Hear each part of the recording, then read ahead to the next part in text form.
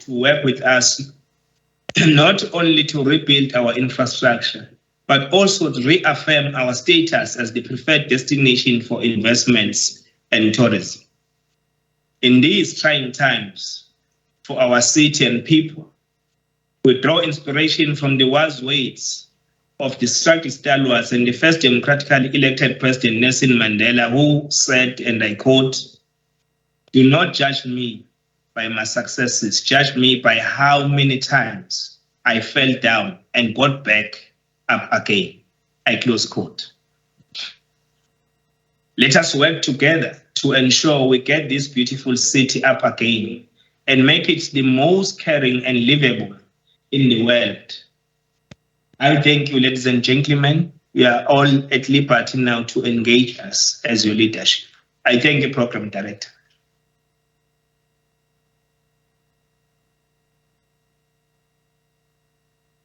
Thank you very much, Your Worship, the Mayor. We sincerely appreciate those very specific, very encouraging words in terms of assuring our business stakeholders and our residents of the scores of shelters, of the attention 24 hours of the leadership and the technical teams on the ground. And we're starting to get an appreciation of the scale of the damage to both business and government infrastructure. We sincerely appreciate your joint leadership, Mr. Mayor, that of the other spheres of government, and most especially also all of the business leaders, captains of industry, and ordinary citizens in business who are all rolling up their sleeves, as I know they are, and I know we are, to address this enormous challenge upon us. And a heartfelt thank you. Without further ado, and I'm absolutely thrilled, and I know it will please the business leaders, to say we are well ahead of schedule. And so I trust we will continue to be well ahead of schedule as I pass across to my colleague, Dr. Ajeev Maharaj. I can see a hand up, but if we could ask to just hold the comments and questions per the agenda. We will be running through 2 presentations before we take any comments from business leadership. So my colleague Ajeev Maharaj, in the 15 minutes that he is allocated, will run through some of the economic flood impacts. Across to you, Dr. Maharaj. Thank you very much. Thank you, Russell. Let me just confirm if you can see the presentation. Yes, we can, Ajeev. And just to say to fellow business colleagues and government colleagues, again, apologies if the network sometimes fades in and out. As I said, we still have hundreds of cell phone towers that are affected, but we can see you fine, and we should be able to hear you fine, Ajeev. Okay, great. Thanks, Program Director Russell. And good morning, Your Worship, Baba Mayor, Councillor Sabelo, other councillors present, business leadership, and colleagues in government. I'll try to go very quickly through my presentation, so to leave time for discussion. I'll cover 3 issues. Firstly, what do businesses require? This is the responses thus far from the survey that is being undertaken, and my colleague Sahang has posted the survey in the chat. So please, businesses that haven't filled out the survey, please do so, because that will inform the kind of measures that government puts in place. Secondly, what are the broad level impact of the flooding? And thirdly, what measures are being taken? But also briefly, some observations. Firstly, we've noticed that 3 of the last 4 major floods have been in the mid-April, which is outside of our main rain seasons, from September to February. So there's definitely an element of, changing weather patterns, which is something important to bear in mind for the future. Flooding is becoming more frequent and more intense, increasing risk and supply chain disruptions. And this all points to one thing: the need to build resilience in the local economy. And I think I'll touch on that a little bit more as well. Just to quickly look at the survey, most businesses in the survey indicated that it will take them up to 3 months to reopen their businesses. What they require water and electricity to be restored urgently. They require repairs to roads as well as cleanup and assistance from the city on cleaning up their premises in the way of labor and equipment. There's a lot of sand and debris in business premises that require cleaning up. Restore business confidence, especially in sectors like tourism that have been impacted. They need capital in order to replace lost equipment and stock, and I think that's important to inform the kind of measures that DTI are looking at. The need for government, the need for clear and simple government support. So not complicated bureaucratic processes, but things that are simple. But all businesses said that they will reopen, which is a positive sign. One of the things we noticed in the survey is that a large proportion of the businesses have said that they were not insured for flooding. And this is not something new. We've seen this when we were doing work in the industrial areas around Prospecton and Jacobs, where businesses were telling us that insurance companies were refusing to insure businesses for flooding as a result of the frequency of flooding in those areas. So this is a major concern for government. How do we support businesses in those areas that are not insured for flooding? We looked at all of the businesses in the city that are in floodplains, and there are 2,800 properties, but about 1,152 businesses that are located in floodplains. The main areas, Springfield Park, Prospecton, Clarewood, Umgeni Business Park, which is also adjacent to Springfield, Umlazi, V-Section, Rossborough, Glen Anil, Seacowlick, etc. So you can see a widespread of businesses located within areas of high risk of flooding. We plotted those businesses that are in those flood areas against those that have completed the survey to say that they suffered damage, and we can see that there's a high correlation and there's clusters of businesses located within those floodplains, and they have been those areas have been worst impacted by the flood. Other businesses outside the floodplain, apologies, have been impacted by landslides as well as blocked drains. So infrastructure failures as well as landslides.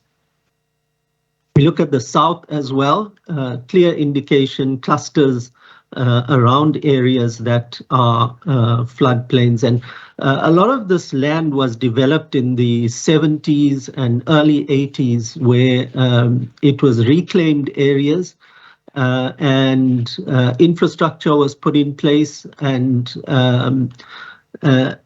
these areas were reclaimed and developed for industries which required large tracts of flat land.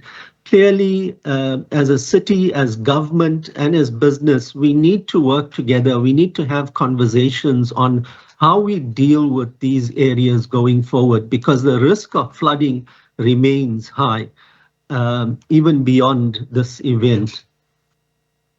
The number of businesses, the mayor has covered this, the kind of industries impacted, so I won't cover that. We looked at 3 scenarios, and most likely is the 80% scenario, where 80% of businesses within those areas were shut down, at least for a week. And that costs the city 28 million rand in GDP every day, for every day that the businesses are closed. This excludes damage to properties, infrastructure, and equipment. So this is purely lost production. We've also got a list of the biggest landowners in those areas that are high risk for flooding, and we certainly will be having engagement with those landowners.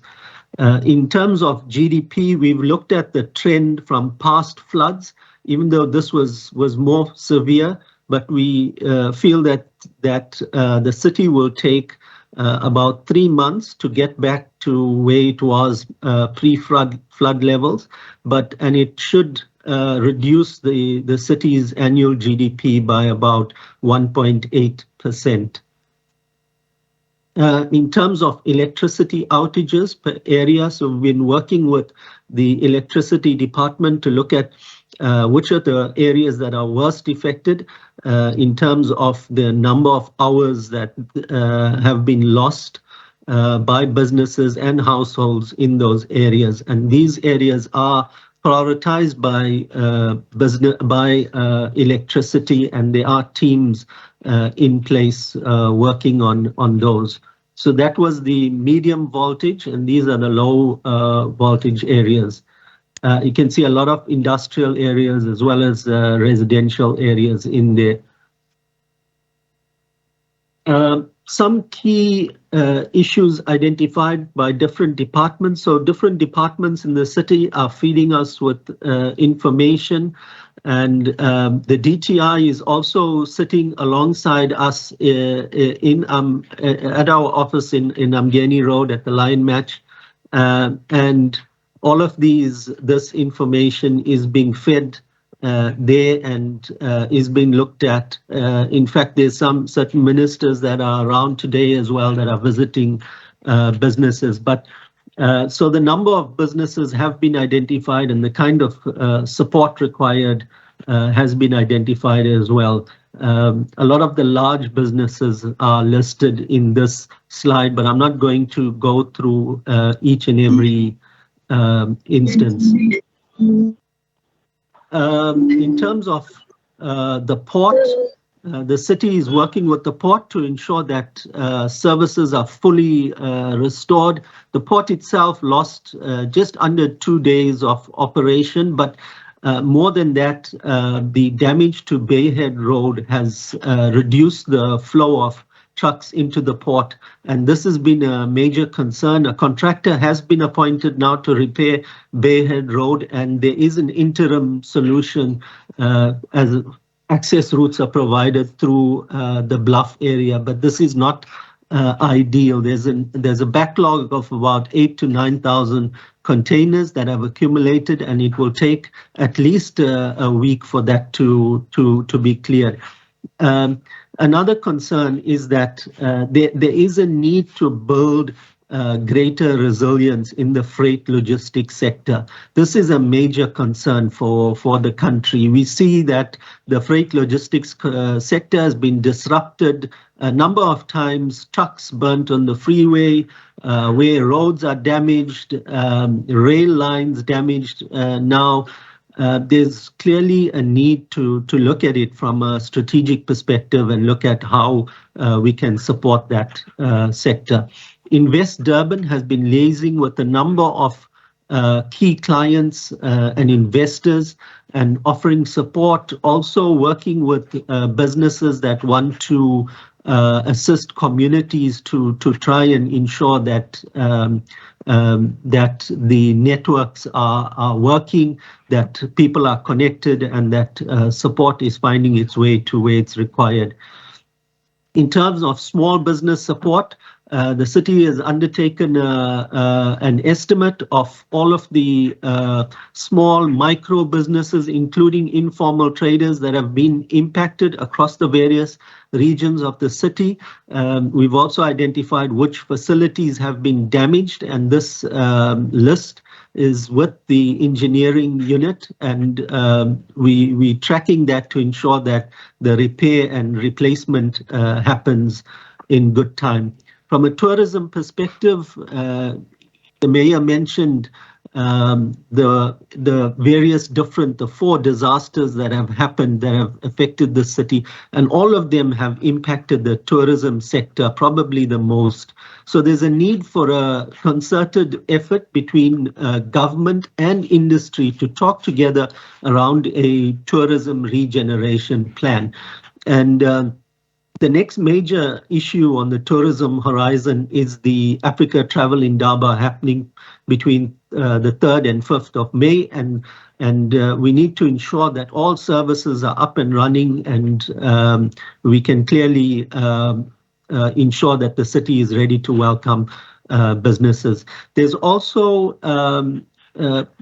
individuals from officials from our Catalytic Projects Office and Economic Projects Department. They've gone around, they've looked at the various catalytic projects and assessed the damage, and have been working with the property developers around how do we unblock that. In some of the other areas where critical infrastructure is damaged, they've also been working with officials to ensure that in different spheres of government to ensure that that is restored. So I won't go through all of those things. It is available for the presentation is available for anyone that wants to look at it in more detail. In terms of support, and this is my last slide, in terms of support for businesses, so the city is working with the DTIC and National Treasury as well as province to look at an appropriate support package for business that is affordable both to government and is streamlined in its implementation. And we're hoping that in the next 2 weeks or so, you'll hear an announcement in that regard. The Department of Small Business has announced a support for small and micro businesses, the city will assist businesses that are needing support from that kind of perspective. And then lastly, just an appeal to all businesses here to please respond to the survey. We will be putting out messages on how to access support. We will be putting out advice for business owners and homeowners on rebuilding after the floods, including the waiver for the need for building plans. So businesses will not be required to submit new building plans if they're building on the existing footprint. And then a broader campaign is required around investment and tourism to restore business confidence. Lastly, I think the messaging on the resilience of the city and its people needs to go out, but it needs to be also supported by action. We need to sit together to look at how do we resolve those areas where we can see clearly that flooding is becoming a key challenge. Thank you, colleagues. Thank you, Program Director. Back to you.